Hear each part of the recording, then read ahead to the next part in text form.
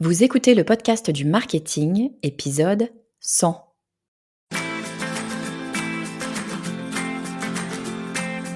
Bonjour et bienvenue. Je suis Estelle Ballot et je suis ravie de vous recevoir sur le podcast du marketing. À chaque épisode, je vous propose d'analyser les techniques marketing qui marchent, pas à pas et très concrètement, pour développer votre activité. Cet épisode est un peu particulier, vous l'avez entendu en introduction, il s'agit du 100e épisode du podcast du marketing. 100 épisodes. J'avoue avoir un peu de mal à réaliser, mais ce que je peux vous dire, c'est que je suis extrêmement fière de ce podcast, de tous les invités que j'ai pu y recevoir et de la communauté super bienveillante que vous composez. Alors pour ce 100e épisode, évidemment, je voulais marquer le coup et faire quelque chose d'un peu spécial. L'objectif du podcast du marketing, c'est d'abord d'aider les entrepreneurs à développer leur activité grâce au marketing. Parce que vous êtes spécialiste de votre domaine, mais que votre domaine, c'est pas nécessairement le marketing, sauf que vous avez besoin du marketing pour construire votre business. Bref, vous avez besoin d'aide pour y voir plus clair. Alors ce que je vous propose, c'est de vous prendre la main et de vous donner les clés de votre stratégie digitale. Et ça, je vais pas le faire en un épisode, même avec la meilleure volonté du monde, j'y suis pas arrivée. Donc je vous propose une mini-série. On part ensemble pour 3 épisodes durant lesquels je vais faire revivre les interventions des 10 invités que vous avez préférés et surtout qui vont vous permettre de repenser votre stratégie. Sur ce premier épisode, on va se focaliser sur le mindset parce que vous le savez, votre état d'esprit joue énormément sur votre réussite.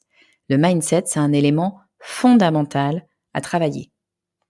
Le deuxième épisode sera consacré à votre communication et le troisième, à votre développement commercial. Et puis bien sûr, qui dit 100e épisode, dit super cadeau bonus.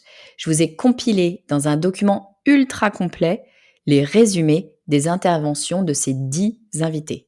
C'est-à-dire que vous avez littéralement un condensé de ce qui se fait de mieux en termes de stratégie et de marketing digital. On est en train de parler des conseils de Pauline Legnaud, de Mathieu Stéphanie, d'Aline Bartoli, de Grégoire Gambato, de Béatrice de Montilly, de Guillaume Moubèche, de Jenny Chamas, de Max Piccinini, de Caroline Mignot et d'Alexis Minkela. La crème de la crème. Pour le télécharger comme d'habitude, il vous suffit d'aller sur lepodcastdumarketing.com/cadeau 100. Alors je vous propose de démarrer tout de suite notre premier épisode de la série et on va parler de mindset.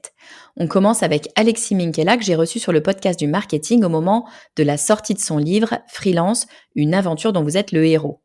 Alexis a tenu à commencer son livre par le côté sombre de l'entrepreneuriat, à savoir les peurs. Ces peurs qui nous ralentissent, voire parfois qui nous paralysent et qui empêchent nombre d'entreprises de voir le jour. Et l'une des peurs qu'il évoque, c'est le fameux syndrome de l'imposteur. On en parle souvent de ce syndrome, mais Alexis propose une façon assez atypique de le recevoir et il en donne une vision vraiment rafraîchissante et rassurante. Écoutez.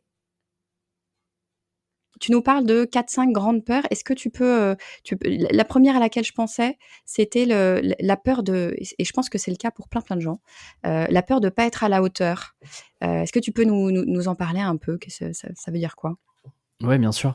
Mais tu vois, en fait, moi, je l'ai vraiment ressenti et du coup, ça me touchait vraiment et j'avais vraiment à cœur de parler de ça dès le démarrage parce que, en fait, c'est généralement les premières peurs, c'est généralement ce qui te bloque à passer à l'étape supérieure, à mettre un pas après l'autre et en fait, de te lancer vraiment dans l'aventure. Donc, c'est pour ça que j'ai insisté pour vraiment l'avoir ça dès le premier chapitre.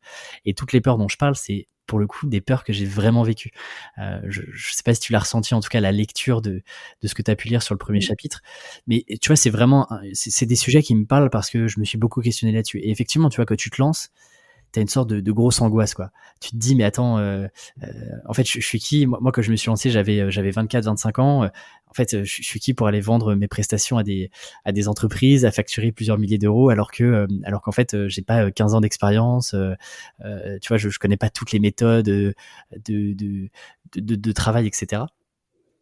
Et en fait, tu vois, en discutant avec beaucoup de freelance, en dehors du podcast, mais aussi grâce au podcast Tribu Indé, je me suis rendu compte que en fait, on avait tous cette peur, en tout cas au démarrage, de pas forcément être à la hauteur, de se dire qu'on va pas y arriver et que personne va nous faire confiance.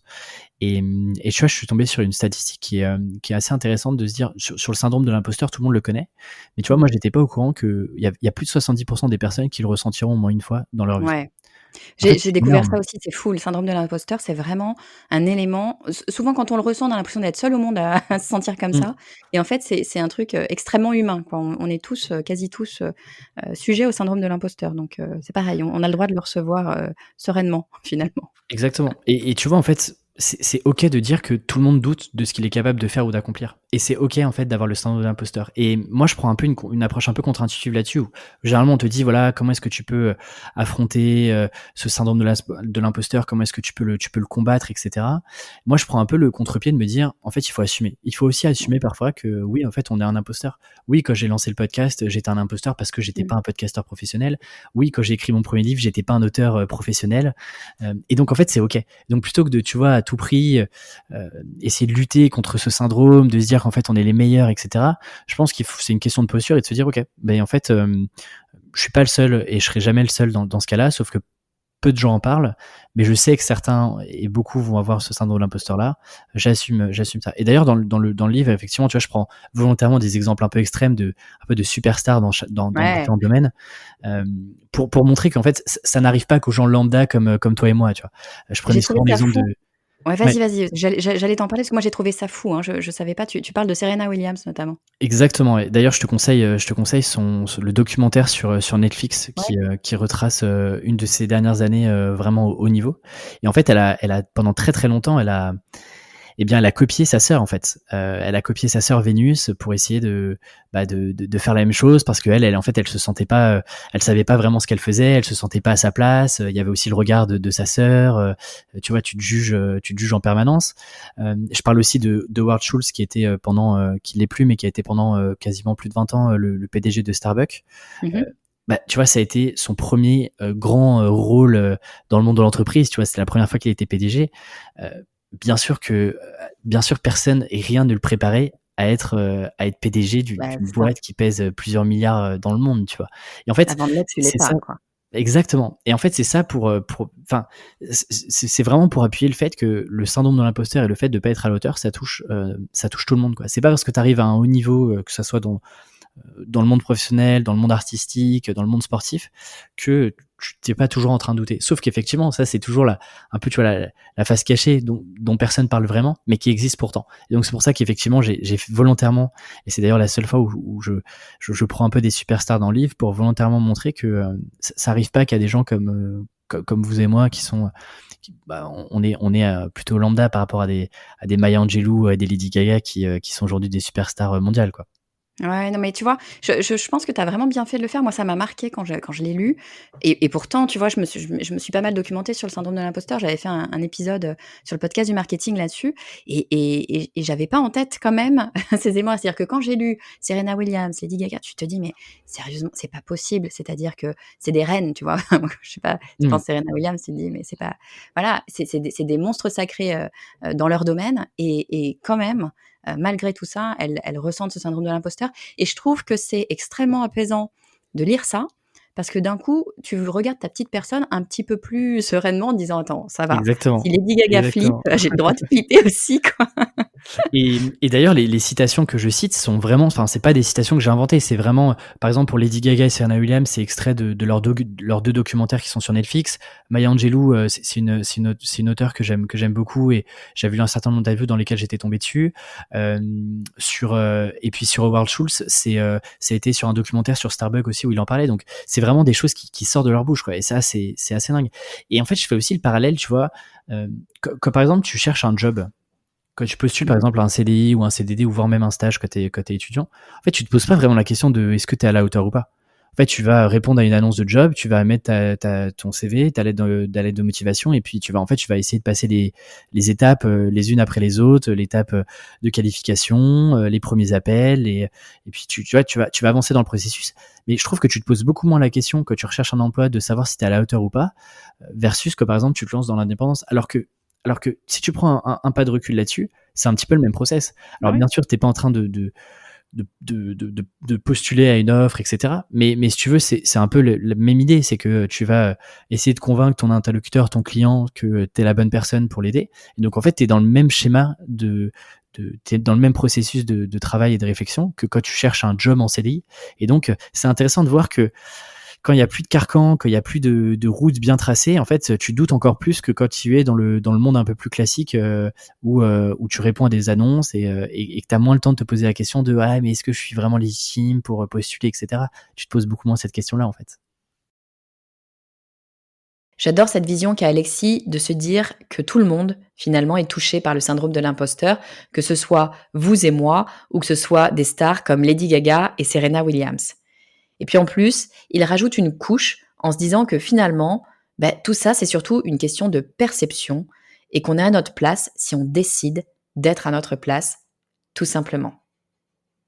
Alors maintenant qu'on a parlé de nos peurs, je vous propose qu'on parle de nos rêves. Et la meilleure personne pour parler de ce sujet, à mon sens, c'est Max Piccinini. Parce que Max, c'est une personne qui a une énergie incroyable et une attitude positive chevillée au corps. Il m'a dit un truc qui résonne encore en moi. Il m'a dit « Aucun enfant ne rêve petit. Tous les enfants rêvent grand. Ils veulent être astronautes, princesses ou superstars. » C'est avec l'éducation, en fait, qu'on nous apprend que tout n'est pas possible, qu'on ne sera probablement pas président de la République et qu'on n'ira pas sur Mars. On nous l'a répété, répété, répété. Il faut être raisonnable. Le problème, c'est qu'un rêve, c'est pas compatible avec la médiocrité ou même la moyenne. Personne ne rêve d'une vie moyenne. Alors il faut réapprendre à rêver grand. Et quand Max dit réapprendre, il pèse ses mots. Il faut littéralement reconditionner notre cerveau. Il nous explique comment faire en 3 étapes. Et on doit reprendre le contrôle en cassant notre cerveau, et c'est à nous de dire à notre cerveau et de le rassurer, de dire que c'est ok, tout va bien se passer, je vais pas mourir et je vais réaliser mes rêves. Donc c'est en effet du travail, et donc ça se conditionne, c'est typiquement, ça c'est mon métier, c'est d'aider les gens à prendre conscience de leur schéma, de leurs croyances, de leurs limites, de leurs peurs. Ça c'est l'étape numéro 1, prendre conscience. Numéro 2, c'est de casser le schéma. Donc, c'est de faire quelque chose de surprenant, utiliser des stratégies, ça peut être un élastique, ça peut être mettre une baffe, ça peut être faire un rire ou une phrase qui va casser le schéma. Et finalement, le troisième, c'est de faire une sorte de répétition pour reconditionner ces nouvelles croyances, ces nouvelles pensées, jusqu'à ce qu'elles soient automatiques. Et donc ça, on peut le faire par... Oui, vas-y. Attends, excuse-moi, je te coupe parce que tu es passé vite sur cette histoire-là de l'étape 2. Donc l'étape 1, c'est, tu disais d'en prendre conscience, hein, c'est ça ? C'est correct. Étape 2, c'est d'avoir quelque chose qui nous arrête, si j'ai bien compris. Qui casse le schéma. Et tu disais, ça peut être une baffe, ça peut être... Tu peux développer un peu parce que là, j'ai pas tout suivi. En marketing, toi qui connais le marketing très bien, c'est le pattern interrupt. C'est le fameux, c'est comme on va sur un feed de Facebook. S'il n'y a rien qui nous interrompt, qui nous surprend, on va pas continuer. Donc, dès qu'il y a une image flashy où il y a, je sais pas, quelque chose de rigolo ou quelque chose qui nous fait peur, et là, le cerveau va immédiatement faire attention, il faut que je fasse attention à ça. Et donc, c'est exactement ce qu'on fait, en tout cas, moi, dans la partie psychologique et la partie coaching. C'est qu'une fois que la personne a compris ça, je vais l'aider à trouver une stratégie pour casser son schéma. Donc, parfois, quand je le coach, je vais le faire moi-même, en faisant une blague, sortir un truc qui a rien à voir, en criant, on va faire quelque chose de complètement surprenant, ce qui va faire que le cerveau va être en alerte. Il va se réveiller, en fait. Il va se réveiller, il va se dire attention, il y a quelque chose de nouveau. Parce qu'en fait, quand on se répète des choses comme je vais pas y arriver, je suis nul, je vais pas y arriver, je suis nul, par exemple, c'est un schéma. Il a été répété sans cesse et on croit que c'est vrai, mais c'est faux. C'est juste en neurosciences, c'est une pure autoroute neuronale. Et donc, ce que je viens faire quand on casse ce schéma, c'est en gros dynamiter l'autoroute. Et on va faire quelque chose de sacrément surprenant. Donc, par exemple, pour moi, pour me casser ces phrases-là, j'utilisais un élastique pour un moment. Où je mettais une baffe. Je me disais, je vais pas y arriver, boum, je mettais une baffe. Quand tu te prenais toi-même à te dire, tiens, je suis pas bon, je vais pas y arriver, bim, tu te mettais un coup d'élastique pour physiquement te dire, attention, réveille-toi, t'es en train de te raconter des bêtises. Pour que le cerveau soit en choc. Et à un moment, il va pas arrête de dire ça. Et donc, au fur et à mesure de faire ça, c'est comme si je mettais des dynamites, ou j'appelle ça aussi rayer le disque. On raye le disque de cette vieille musique qui tourne, et à un moment, ça va je suis nul. Et donc, le cerveau, quand il a quelque chose de nouveau et de surprenant et de choquant, il va être beaucoup plus en alerte. Et c'est à ce moment-là qu'on peut reconditionner quelque chose. Et souvent, en psychologie, c'est ce qui manque. C'est que les gens essaient de passer, ou souvent quand on parle de visualisation ou d'affirmation, il y a cette étape 2 qui est fondamentale qu'on oublie, parce qu'on essaie de rajouter une nouvelle musique sur une ancienne musique. Ouais. Et l'ancienne musique gagne toujours. Parce que le cerveau, c'est plus rassurant. Il dit, ah, attention, j'ai survécu pendant 20 ans avec ça ou 30 ans. Tu m'envoies cette nouvelle musique. Le nouveauté pour le cerveau, c'est toujours un danger. Donc, il Bien n'aime sûr. pas. Donc, le meilleur moyen, c'est d'utiliser, on va dire, il faut utiliser le langage de son cerveau et c'est de le surprendre. Donc, je donne un exemple très concret. Ce qui est émotionnellement fort, on le retient. Le cerveau est en alerte. Donc, j'aimerais dire, si je pose la question, où vous étiez exactement, vous avez appris le 11 septembre. Ouais, Tout le monde se rappelle exactement où bien il était. sûr. Moi, j'étais en voiture, j'habitais en Alsace, je rentrais à la maison. Et par contre, si je dis à la même heure le lendemain, vous étiez où? Ou à la même heure, Oui, on s'en souvient pas, on se rappelle tous bien de son sûr. premier baiser. Donc, quand on fait quelque chose de surprenant comme prendre un élastique ou se mettre une baffe, le cerveau va se souvenir de ça. Il y a une sorte d'électrochoc qui se crée. Oh, attention, et à un moment, je répète, là, c'est la troisième étape, c'est de répéter cette nouvelle affirmation, en quelque sorte. Cette nouvelle croyance, si on veut. Si je suis possible. Alors, avant, j'étais, c'est pas possible pour moi. Si, c'est pas, je me mettais une baffe, et après, si, c'est possible pour moi. Je suis capable. Ça a l'air bête, ça. Mais au bout d'un moment, bah, ça fonctionne. Le cerveau commence, ça marche par répétition. Donc, je viens de dire, c'est comme appuyer sur le bouton record, le bouton rec, comme on a tous vu ce bouton rouge. Ouais. Répétition, émotion et conviction. Quand on répète avec émotion et conviction des choses, on commence à le croire. À condition, bien sûr, si on a rayé son disque avant, on a interrompu son schéma, on a fait quelque chose de surprenant. Donc, ça, c'est vraiment une méthode extrêmement simple, mais c'est Mmh. redoutablement efficace. Ouais, ce que tu dis en fait, hein, c'est que ce cerveau, il faut l'entraîner et il a un certain nombre de croyances qui, voilà, qui sont existantes, mais on peut tout à fait changer ces croyances. Mais alors pour changer ces croyances, il faut effectivement commencer par, effacer un petit peu ou en tout cas casser ce qu'il a cru jusqu'à maintenant pour pouvoir réécrire quelque chose de nouveau. Mais en tout cas, on a la main sur le fonctionnement de notre cerveau. C'est quand on y pense comme ça, quand on réalise ce point-là, enfin moi je sais que quand j'ai réalisé ça, je me suis dit: «Mais en fait, j'ai un pouvoir immense». Tout ce que je Tellement important. pense, être préexistant, finalement, j'ai peut-être la main dessus et je trouve ça c'est un peu vertigineux aussi, hein, d'ailleurs. Quelque part, tu te dis: Ah «Waouh», ouais, mais qui avait dit c'est ça, mais c'est qui est maître de son cerveau et maître du monde. Quand on dit maître du monde, maître de son monde. eh ouais, bien Yeah. sûr, La bien seule chose sûr. qu'on peut au passage changer, c'est assez intéressant, parce que le réflexe de l'humain, quand quelque chose ne va pas dans sa vie, c'est de vouloir changer l'extérieur. On Ouais. veut changer les autres, on veut changer son mari, on veut changer son épouse, on veut changer ses enfants, on veut changer sa politique, on va râler auprès du président. Mais ceux-là n'ont aucun pouvoir par rapport à notre vie. La seule chose qu'on peut changer dans notre vie sont nos pensées, nos émotions et nos actions. C'est Mmh. réellement les trois choses qu'on peut changer.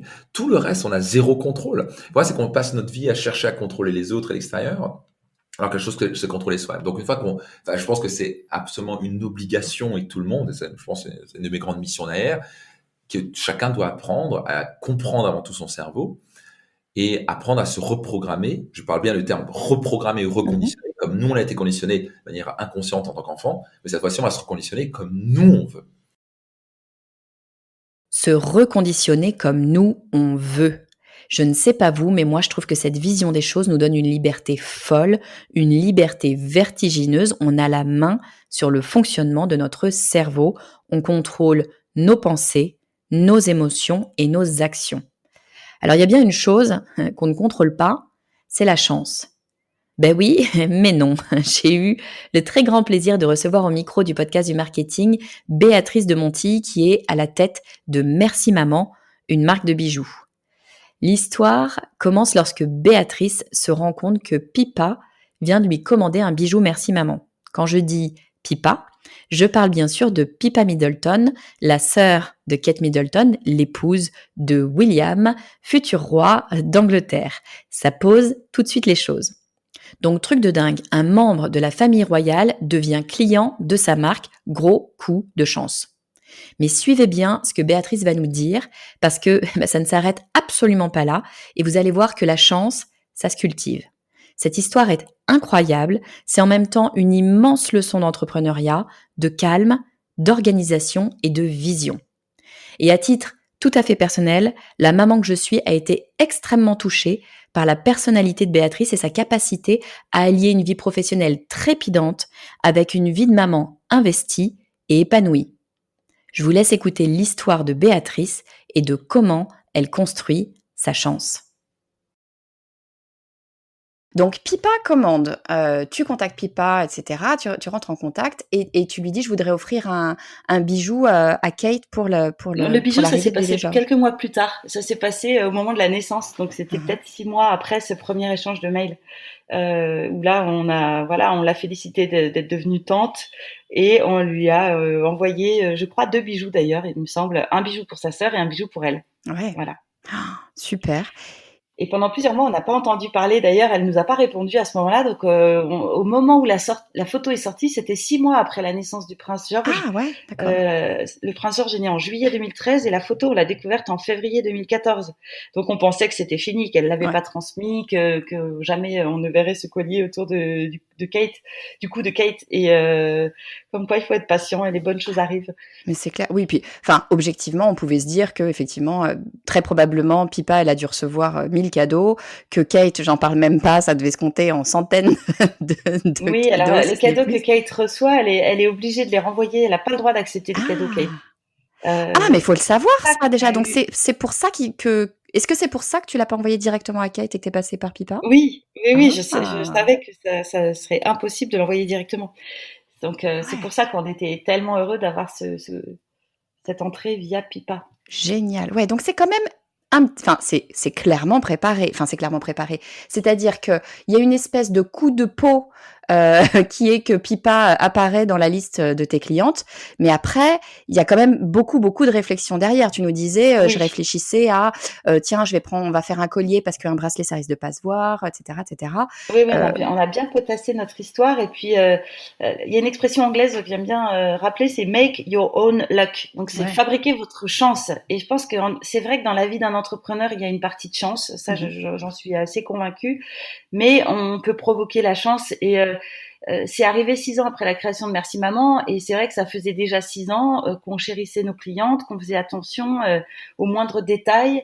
Et c'est pas arrivé non plus complètement par hasard. Voilà, c'est certain. C'était aussi l'aboutissement d'heures de travail en sourdine, en souterrain, pour que le produit de Merci Maman soit de qualité, que le packaging soit impeccable, qui marque les esprits, etc. Alors ça, mais alors 100% d'accord avec toi. Enfin, c'est sûr qu'il y a de la chance, mais comme dans la vie en fait, hein, dans la vie de tous les jours, il y a des moments de chance. Il faut savoir les saisir d'une part, et puis il faut savoir les transformer. Là, c'est exactement ça. C'est-à-dire que le fait que Pipa passe une commande, enfin, comme tout le monde, j'imagine, elle commande des articles régulièrement. C'est pas pour ça que ça a systématiquement un retentissement. Et là, il a fallu déjà la contacter, rester un petit peu en lien avec elle. Et puis savoir, enfin, je savais pas cette anecdote-là que Kate n'a pas le droit de recevoir des cadeaux. Donc savoir qu'en fait, il fallait passer par elle pour avoir une petite chance qu'éventuellement Kate le mette. Et puis gros coup de chance là pour le coup que Kate soit photographiée. Bon, ça, j'imagine qu'elle est photographiée souvent, mais surtout que tu viennes à savoir. Elle, Mais ouais. elle sortait de Zara Home, elle avait fait des emplettes et bing, elle a été Ah, prise en bravo. photo. Après, il Mais y a prise en aussi photo, c'est une autre chose, chose, mais que c'est tu une le fois que vous saches. avez. Oui, bah ça c'est vraiment le hasard de toutes les rencontres. Moi j'adore quand on relit sa vie, on se rend compte de toutes ces rencontres. Toi tu en es une d'ailleurs parce qu'on s'est rencontrés Ouais. toutes les deux il y a 15 ans lors d'un mariage. Et puis voilà, 15 ans plus tard tu me recontactes. Moi je crois tellement à l'humain et aux relations humaines. Je trouve qu'en ce moment d'ailleurs avec ce contexte de Covid, Ouais. on en est encore plus conscient. Ça nous manque tellement de pas pouvoir être en relation avec les autres comme on le voudrait. Je voilà, dans la vie, c'est vrai qu'il faut. Cette maman qui m'appelle ce soir-là de l'école en me disant qu'elle a découvert cette photo, c'est aussi parce que j'avais tissé des liens à l'école avec d'autres personnes. Donc on ne perd jamais son temps. Parfois, on peut penser que quand on s'occupe de ses enfants, on n'est pas au boulot et qu'on rate des opportunités. Ben là, typiquement, c'est parce que Ouais. j'étais pas au boulot, mais à à la sortie de l'école et que j'avais tissé des liens avec des mamans, que voilà, que tout cet épisode s'est transformé en réalité et en succès. Donc il faut vraiment se nourrir de toutes nos expériences et le travail c'est pas uniquement quand on est devant son ordinateur, c'est vraiment tout ce qu'on fait en dehors, quand on va visiter une expo, quand on va se nourrir quand on va faire du sport, on réfléchit, on brainstorm, voilà, tout ce qu'on fait en fait c'est un puzzle qui se construit petit à petit. Et c'est vrai que quand on a 40 ans, moi j'en ai 43 aujourd'hui, je trouve ça fascinant de voir tout ce qui s'entremêle Je trouve ça génial. Moi, j'aime bien les petits signes. Je suis très attentive aux petits signes. Et je pense qu'il faut prendre le temps de la relecture. J'aime bien le soir réfléchir à ce qui s'est passé dans ma journée, à retenir 2-3 événements quand j'ai la tête sur l'oreiller, les yeux fermés. Et c'est ça, je pense qu'il faut prendre le temps de créer des liens, prendre le temps de relire les épisodes de nos journées. Parce que tout se construit petit à petit. C'est un chemin qui est tellement intéressant, tellement passionnant. Après, c'est vrai qu'on a aussi transformé l'essai. C'est-à-dire qu'il y a beaucoup de marques qui ont la chance, à un moment ou à un autre, d'avoir une relation avec Kate Middleton et qui n'arrivent pas forcément à transformer l'essai. Et là, ça a été un peu notre chance aussi. C'est que j'ai partagé cette photo sur mon Facebook perso en mettant juste Yalla, la photo de Kate, avec un commentaire Yalla. Et là, c'est une autre maman de l'école, anglaise cette fois-ci, puisque j'habitais à Londres, qui m'écrit tout de suite en me disant Béatrice, je travaille chez Hello Magazine, s'il te plaît ne parle à personne de cette photo, je vais voir si je peux en parler à l'éditrice de la famille royale, je suis persuadée que cette histoire va l'intéresser. Parce que nous, cette photo de paparazzi, on pouvait rien en faire. Or, le fait de pouvoir raconter... c'est pas ta photo. Non, j'avais pas les droits, je pouvais rien en faire. Mais le fait que j'en parle à l'éditrice de la famille royale, qui en plus a pas envie de se griller avec la famille royale, donc je savais qu'en parlant à cette personne-là, je rentrerais dans les cordes de ce qu'il était possible de faire. J'ai raconté cette histoire à cette amie, on a fait un press release, on a envoyé ce press release à cette éditrice, et ils nous ont demandé 15 jours de... Comment on appelle ça ? D'exclusivité. D'embargo. Voilà, l'embargo. On n'a rien dit. Et nous, en fait, ça nous a donné 15 jours pour préparer la logistique. Mais bien sûr. Mais oui, parce que c'est ça. C'est que si tu... Enfin, quand Kate, on le sait maintenant, hein, quand Kate porte quelque chose et que ça se sait, c'est la folie. C'est-à-dire que les Anglais, les Anglaises notamment, sont assez dingues de tout ce que fait Kate. Et en général, voilà, tout le monde veut porter, veut acheter ce même article. Donc, c'est une espèce de tsunami qui potentiellement arrive sur ton site internet. Oui, et puis ce qui nous a surpris, c'est que le tsunami, il n'était pas uniquement anglais, en fait. Le premier tsunami, il a été américain. Parce qu'à partir du moment où l'article a été publié dans Hello Magazine, nous, on l'a partagé sur nos réseaux sociaux pro. Et à ce moment-là, c'est parti dans tous les sens. Et le premier matin, on se réveille et là, plein de commandes des États-Unis.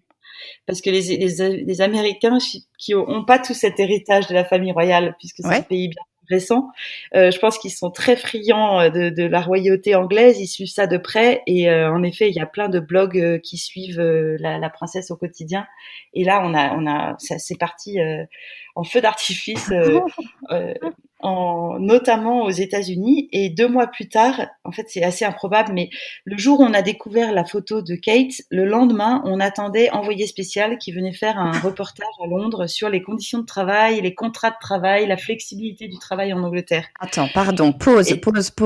Là t'es en train de me dire que... Ah ouais, non mais ça devait être complètement dingue, c'est-à-dire que il y a une photo qui sort avec Kate Middleton qui porte l'un des colliers Merci Maman, et le lendemain, il y a Envoyé spécial qui venait faire un reportage chez vous. Explique-moi comment Envoyé spécial vient faire un reportage chez vous. Mais c'est une énorme coïncidence. Quelques mois plus tôt, Arnaud, mon mari, avait rejoint l'aventure avec un objectif, c'était de développer Merci Maman à l'international. Il voyait bien que je commençais à avoir les épaules bien chargées de déjà tout ce que j'avais à gérer. Lui, il trépignait depuis déjà 3 ans de me rejoindre dans l'aventure entrepreneuriale. Donc quelques mois avant qu'on découvre la photo de Kate, Arnaud avait rejoint l'entreprise pour développer à l'international. Autant te dire que ce petit coup de pouce de Kate a été dingue, parce qu'après ça a été en fait la bascule. C'est le moment où Merci Maman d'une marque complètement anglaise est devenue une marque internationale, peut-être pas, mais en tout cas connue partout dans le monde. Et surtout une marque européenne, parce qu'en effet, Arnaud, en rejoignant Merci Maman, avait décidé de rejoindre la chambre de commerce franco-anglaise à Londres, et c'est eux qui nous avaient mis en relation avec Envoyé spécial. Comme quoi, tous les réseaux, tout ça, c'est tellement important. Cultivez vos réseaux à fond. La chambre de commerce nous donne notre nom à Envoyé spécial. Envoyé spécial vient. Ils arrivent c'était un mercredi matin. Ils nous disent, vous faites comme si on n'était pas là. C'est une journée comme les autres. Et on leur a dit, non, c'est pas du tout une journée comme les autres. On vient de découvrir la photo de Kate Middleton portant notre création.